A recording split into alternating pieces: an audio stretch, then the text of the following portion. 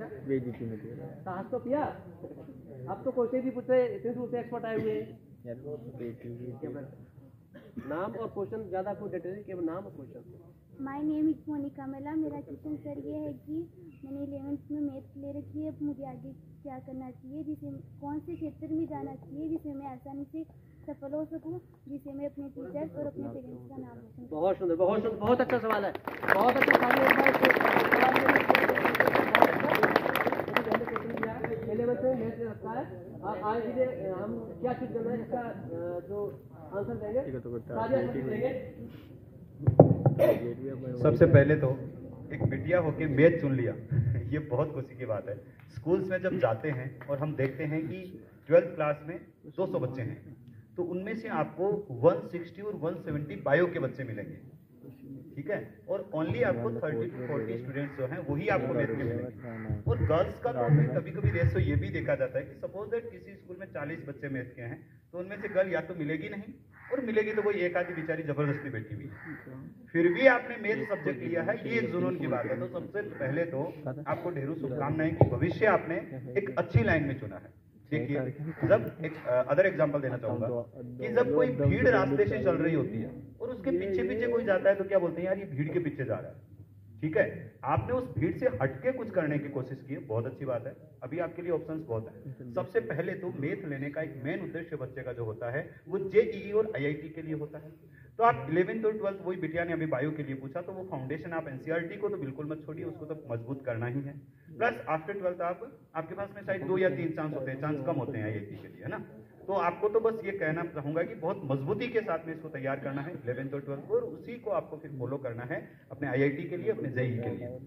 ये आसान बात है कि आपका सिलेक्शन बहुत जल्दी हो जाएगा, ये श्योर है, यदि आपने 11th 12th बहुत अच्छे से कर लिया तो, ठीक है। और वो भी कुछ लेवल्स हैं कि एनसीईआरटी को कंप्लीट करके आप आईआईटी में क्वेश्चन कैसे आ रहे हैं, आपके जो भी क्वेश्चन आप कह सकते हैं कि जेईई में जो आ रहे हैं वो क्वेश्चन कैसे आ रहे हैं, उस लेवल को यदि टीचर से कोरिलेट करके यदि आपने अच्छे से तैयार कर लिया। अब सुनिए, जो सेकंड ऑप्शन आपके पास में होता है, अभी डिफेंस कैटेगरी में जो अग्निपथ जो एक योजना आई है, इसमें अग्निवीर के नाम से जो एयरफोर्स में जो भर्तियां हो रही है, उसमें गर्ल्स के लिए अभी भर्तियां जो है वो खुली हुई है।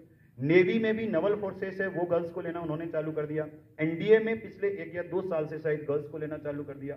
तो मैथ के बच्चे के पास में जो ऑप्शंस अब, और स्पेशली गर्ल्स के पास में जो ऑप्शंस हैं, वो शायद एक बायो के बच्चे के पास में नहीं है। और मैं तो बच्चों से ये कहता भी हूँ कि आपके पास मैथ है, हाँ है, तो भाई आपके सारे रास्ते खुले हैं एक मेडिकल को छोड़ के।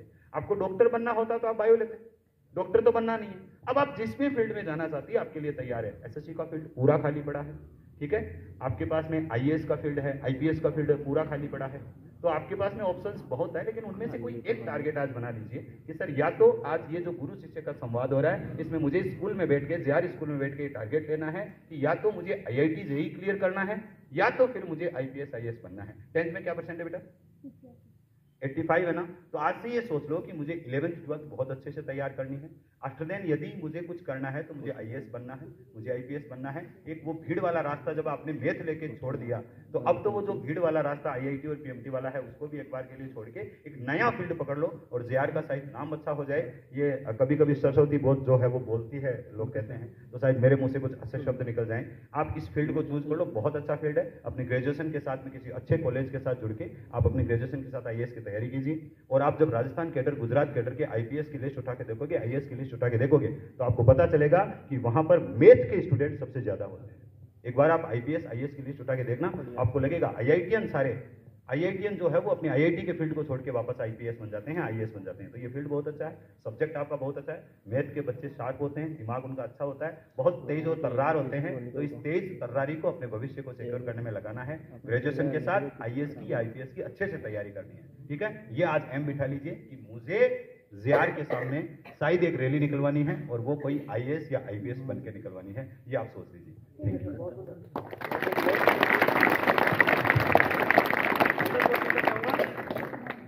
सर ने बहुत अच्छा जवाब दिया है।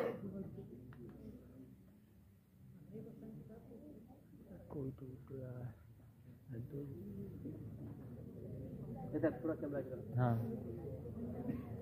नाम सरिता बुगाड़िया है। मैं आपसे ये क्वेश्चन पूछना चाहती हूँ कि मानव की उत्पत्ति कैसे हुई? मानव की उत्पत्ति कैसे हुई? क्या नाम था? सरिता बुगाड़िया। संसारी का अम्बेडकर सर इसका जवाब देंगे। मानव की उत्पत्ति कैसे हुई? बहुत अच्छा सवाल है। तालियां इस क्वेश्चन के लिए भी। ये आप कैसे क्वेश्चन है? ऐसा कुछ भी हो सकती है। बहुत बहुत धन्यवाद बेटा। और लगता है विनय जी ने पहले से कुछ ज़्यादा ही तैयारी। मानव की उत्पत्ति देखो बेटा, शास्त्र के आधार पर अगर कहें तो सबसे पहले जब सृष्टि ये सब कुछ बना तो एक निराकार जो ब्रह्म है उसने एक साकार रूप लिया, उसे 3 शक्तियां तैयार हुई, सत्व रज और तम। उसके बाद पंच भौतिक की ये व्यवस्था बनी। 5 एलिमेंट्स आपने पढ़े होंगे, 5 भौतिक जो हैं तत्व जो हैं पढ़े। कौन कौन से? एक आध बार बताओ जरा, कद कोई बच्चा? हाँ जोर से बताओ। नहीं बैठ के कोई बात नहीं, आप जो लेकिन आवाज थोड़ा तेज कर दे। जो याद है आप बोलो। कोई यहाँ आपकी वो थोड़ी ना क्लास थोड़ी ना ले रहे हैं भाई। हम आपसे बस जानना चाहते हैं कि आपको पता है या नहीं है। जल, अग्नि, आकाश, पृथ्वी, पाताल नहीं, पृथ्वी, वायु, हवा, ठीक है। ये 5 जो तत्व हैं, ये पांचों तत्व प्रकृति में समाहित हुए और इन्हीं 5 तत्वों को मिलाकर एक शरीर का निर्माण किया गया, ठीक है, जिसे हम मानव कहते हैं। हमारी बॉडी के अंदर ये 5 तत्व विद्यमान होते हैं। चौपाई भी है, पंच तत्व यह रचित शरीरा। तो ये जो 5 ये शरीर जो है ये 5 तत्वों का समावेश है, ठीक है। जिसको जिन्होंने सृष्टि पहले बनाई उनके द्वारा, उनके 2 भाग हैं, एक तो राइट साइड और लेफ्ट साइड। तो 2 भागों से, एक भाग से पुरुष और एक भाग से स्त्री भाव, मतलब इसे आप क्यों कहें कि भाव उत्पन्न हुआ और वो दोनों ही चीजों का समावेश होकर आगे की ये सृष्टि बनना शुरू हुई, ठीक है ना। मनु महाराज जो थे उनके द्वारा, इसीलिए मानव कहते हैं, ठीक है ना। मनुआत जायते इति मानवः, जो मनु से उत्पन्न हुए हैं, उत्पत्ति हुई है, उनको मानव कहा जाता है, ठीक है ना।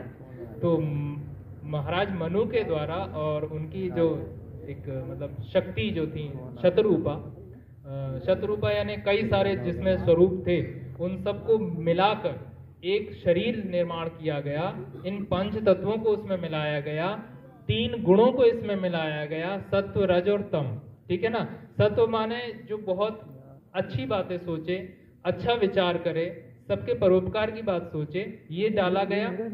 तम रज जिसमें हम ऐश्वर्य की बातें सोचें, जो आप गाड़ी घोड़ा और बहुत पैसा और अच्छी बातें ये सोचते हो ना, ज्यादा पैसे वाली ऐश्वर्य की बातें जो सोचते हो, वो विचार डाला गया। फिर उसके बाद कुछ तम विचार, यानी कभी क्रोध आना, गुस्सा होना, ये ऐसी चीजों को भी डाला गया, क्योंकि ये सब भी इसमें समाहित है। तो ये जो हमारा शरीर है, ये केवल ऐसे नहीं कि बस ये यूं दिखाई दे रहा है, इसके अंदर बहुत सारे तत्व समाहित हैं। इन 5 तत्वों का समावेश प्लस 3 गुणों का समावेश, उससे ये मनुष्य शरीर बना है और उसी से ये मानव बना है, ठीक है, इन शॉर्ट। सर मेरा क्वेश्चन ये है कि हम पढ़ते तो हैं पर वो याद नहीं होता। इनका क्वेश्चन है, हम पढ़ते तो हैं बट याद नहीं हो पाता है।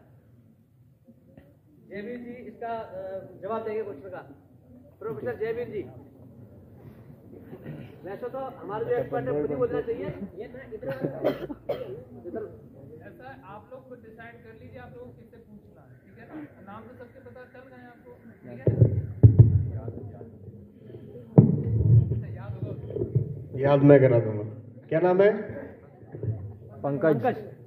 पंकज, बहुत अच्छा प्रश्न आपने किया है कि हम याद करते हैं लेकिन याद नहीं हो पाता। प्रश्न बहुत अच्छा। मुझे लगता है कि 90% लोगों की ये समस्या हो गई। 10% कुछ ऐसे लोग होंगे प्रखर बुद्धि वाले कि जो शायद याद कर लिया करते होंगे बहुत जल्दी, है ना। कितनों का प्रश्न है? कितने लोग हैं जो लगता है कि हमें भी ऐसी समस्या है? एक बार हाथ खड़ा कर दो। वाह, देखिए क्या बात है। आपकी ईमानदारी के लिए एक बार ताली हो जाए। बहुत ईमानदारी के साथ आपने इस बात को स्वीकार किया है।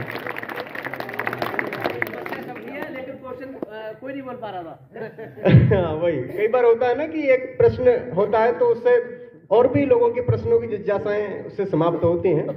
तो बहुत अच्छा प्रश्न आपका है, और जो मैंने जैसा मेरा विचार था वो आप सबने बहुत ईमानदारी के साथ इसको स्वीकार किया। अब इसमें मैं कुछ, क्योंकि मैं योग का विद्यार्थी हूँ, योग पढ़ाता हूँ, पढ़ता भी हूँ, तो मैं स्वामी रामदेव जी का शिष्य हूँ। आप सुनते होंगे उनको, संस्कार टीवी पर, आस्था चैनल पर आते हैं। कितने लोग देखते हैं आस्था चैनल, संस्कार टीवी पर स्वामी जी को? कितने लोग देखते हैं? कोई नहीं देखता। पता है किसी को?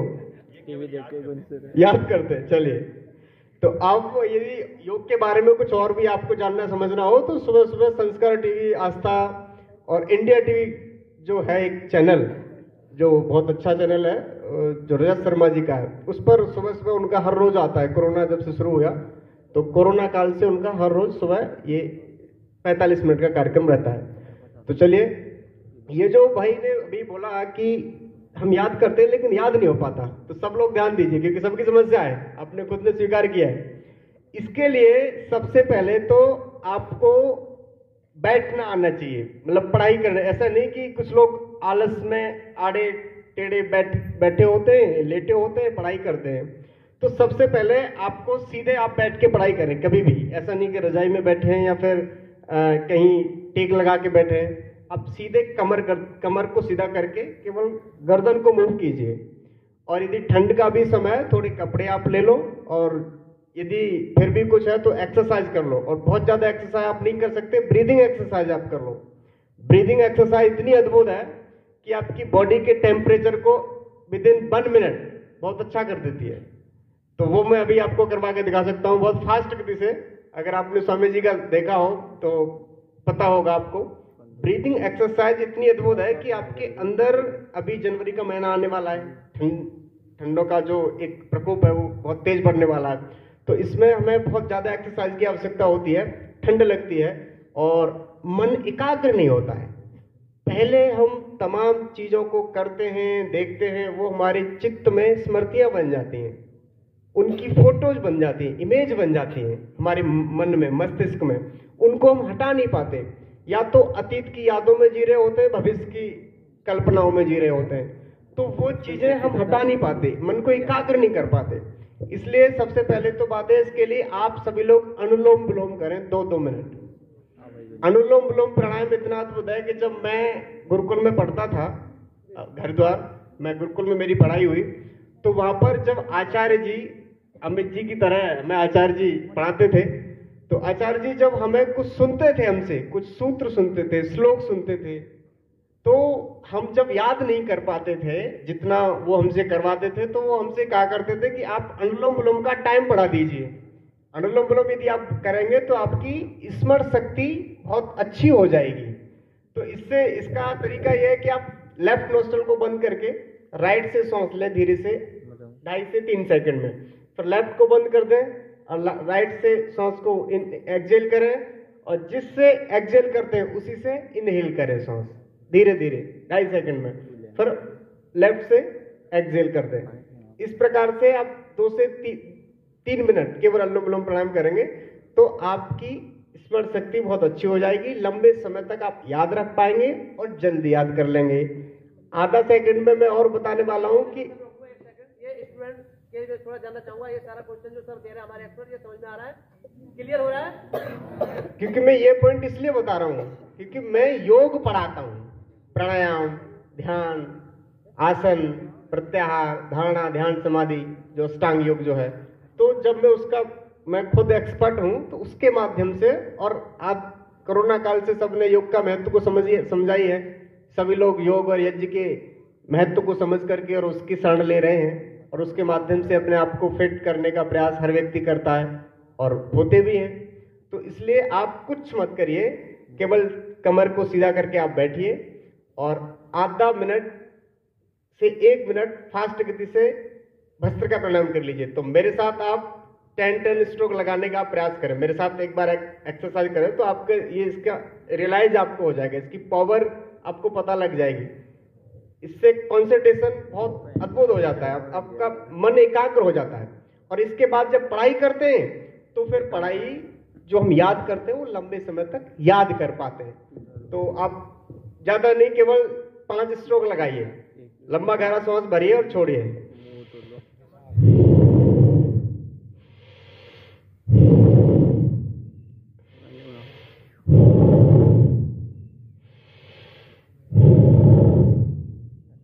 इस प्रकार आंखें बंद, पूरा ध्यान सांसों पर, सांसों का जो आवागमन है उस पर आप ध्यान करेंगे और आधा मिनट से 1 मिनट इसको कर लेंगे तो आपका ध्यान, आपका मन जो है एकाग्र हो जाता है, शांत हो जाता है। फिर 2 मिनट अनुलोम विलोम प्राणायाम कर लो। उसके बाद पढ़ाई करोगे तो बहुत लंबे समय तक आप उसको याद रख पाओगे और कम समय में याद कर लोगे। तो मेरा केवल इतना ही आपसे कहना है कि एक भस्त्रिका प्राणायाम 1 मिनट करें, इसको डीप ब्रीदिंग कहते हैं। अनुलोम विलोम प्राणायाम अपने जीवन में थोड़ा सा 1 मिनट से लेकर 2, 3, 4 मिनट तक, उसको सुबह शाम किसी भी टाइम कर सकते हैं। इसे जब भी आप पढ़ाई करना शुरू बैठते हैं, आधा मिनट भस्त्रिका कर लो, 2 मिनट अनुलोम विलोम प्राणायाम कर लो, अपनी पढ़ाई करना शुरू हो जाओ, आप रिजल्ट देख लो उसका। जी, अनुलोम विलोम का जैसा आचार्य जी ने कहा है, तो पहले लेफ्ट राइट वाला जो नोस्ट्रल है, इस प्रकार कमर गर्दन सीधी, कमर गर्दन सीधी, राइट नोस्ट्रल को बंद करेंगे। इस प्रकार राइट को बंद करेंगे, लेफ्ट से सांस लेंगे धीरे से 2.5 सेकंड में। अब लेफ्ट को बंद कर लेंगे, राइट से छोड़ेंगे। अब जिससे हमने छोड़ा है उससे वापस फिर लेंगे।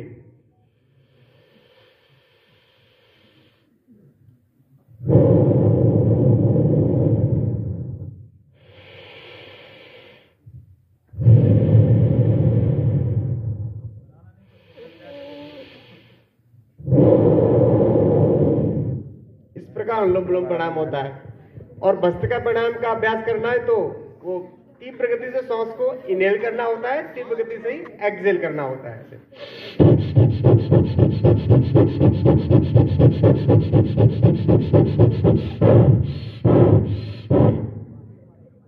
इस प्रकार ये आप करेंगे तो मेडिटेशन बहुत अच्छा कर पाएंगे और आपका ध्यान 1 मिनट में बहुत अच्छा हो जाता है, शांत हो जाता है।